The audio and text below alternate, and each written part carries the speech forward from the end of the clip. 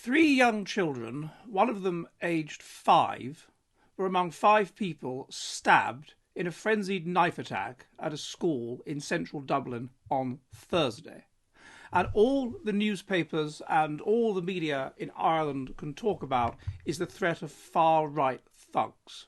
It is absolutely amazing, although in many ways predictable, that those that have advocated a policy of bringing numerous immigrants from all over the world into the Republic of Ireland would act like this and project onto basically the Irish working class that are deeply unhappy about what has happened, and of course so they should be. I want to be clear about this, and I refer you to a paper called Psychosis and Urbanicity, that the information that we have is that the person that in his 50s, the man who was arrested, who did this, was of Algerian origin. And it is suggested that he had some kind of psychotic episode. Well, schizophrenia, according to this paper, is elevated among those of Arab origin in comparison to those who are native British or whatever it happens to be. We don't need to look into the reasons for this. There could be all kinds of reasons why, but it is elevated. In addition, one of the things which induces a psychotic episode in a person that has a tendency towards schizophrenia is stress and exclusion. And obviously, if you are a refugee or if you are an asylum seeker or whatever it happens to be, you are under a great deal of stress and you will have feelings of exclusion. And so this may induce a psychotic episode. So it seems to me that it is the policies of the government of the Republic of Ireland that have by bringing all of these people in, which have elevated the likelihood of something like this happening. And of course it has happened. Now, to start talking about the far right or condemning what the Taoiseach has called the champions of Ireland for their response seems to me to be rather unfair. Obviously, the way these people see it is that their country is being changed beyond recognition in a way which they don't like, in a way which they haven't asked for. A country which until recently was highly nationalistic and was very proud of the fact that it had repelled the British from its land, or from most of its land. And that was the ideology of the Republic of Ireland until very recently.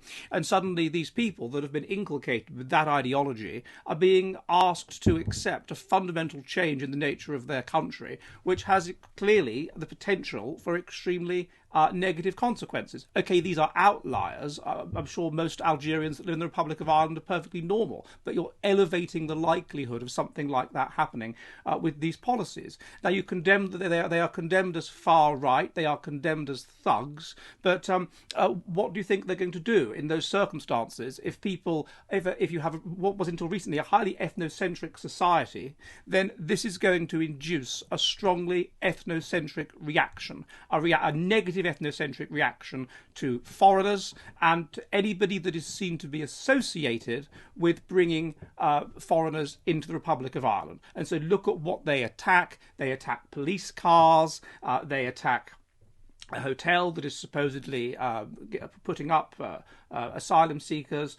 They attack various shops where you could argue that a lot of these shops have been basically promoting the woke ideology. They are basically arms of the regime. They are arms of a sort of globalizing internationalist regime. And so you can see how people like that, who aren't particularly intelligent, don't have particularly high impulse control, but have high ethnocentrism, and who are angry, are going to take out their fury. The police, of course, again, symbolic of the state. Of course, they're going to attack those kinds of people. Now, what you can do is you can condemn them as thugs, which is, okay, it's just a judgmental, nasty smear. They're people that have engaged in violence. Or you can condemn them as far right, which is this elastic term where basically anybody that deviates from the accepted path of normality must be reproved by being called far right and thus associated with evil. Or I'm not justifying what they're doing, engaging in this disorder, but you can try at least to understand how they feel and why they feel what they feel. And they're sort of Thomas Aquinas country bumpkin wisdom, if you like. and their country bumpkin wisdom is that if you bring in foreigners of this kind, it seems to have negative consequences for society. That's their country bumpkin wisdom, and they've been demonstrated to be correct with this. And the data alone would indicate why such things would be more likely to happen, would be of elevated likelihood to occur. So I think it's it's not shocking. It's entirely predictable that the Irish establishment will try and project everything onto the imaginary far right. Or what far right seems to be in Ireland at the moment is that you just want to protect Ireland, and that you don't particularly like a random foreigner going into a school and stabbing children. And if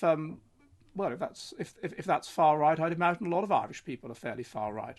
Now, ladies and gentlemen, before you go, I must tell you that tickets for my Liverpool meetup and for my London Christmas dinner are almost sold out. So don't miss out on the opportunity to learn about the Neo-Byzantium that we are building. Click on the link below to reserve your place there now. Are you ready for the future of the West?